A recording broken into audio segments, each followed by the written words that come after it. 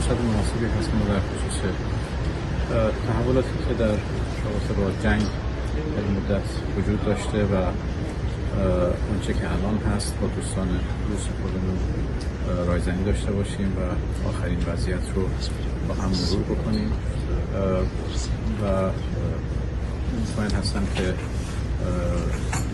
مهم خواهد بود که ما با هم در این خصوص هماهنگی لازم رو به عمل بیاریم. به هر حال تحولاتی در مذاکرات رخ داده، رویکردهای آمریکایی‌ها باعث شد که مذاکرات دور قبلی علیرغم پیشرفت‌هایی که صورت گرفته بود ولی نتونه به اهداف خودش برسه.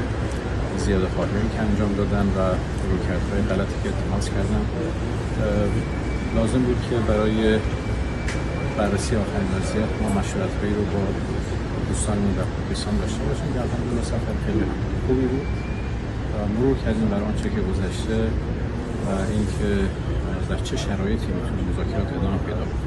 ما 40 روز مقاومت قهرمانانه مردم ایران رو باید حتما باعث بشه که حقوق مردم بتونیم استفاده بکنیم و منافع کشور رو تامین بکنیم.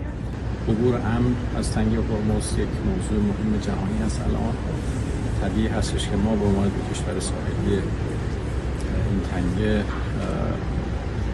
باید با هم صحبت داشته باشیم تا منافع مشترک بتونه تامین بشه و با هم هماهنگ باشیم در هر حرکتی که در این خصوص صورت میگیره، چون منافع ایران و منافع ما بتونه مستقیم درگیر این قضیه هست.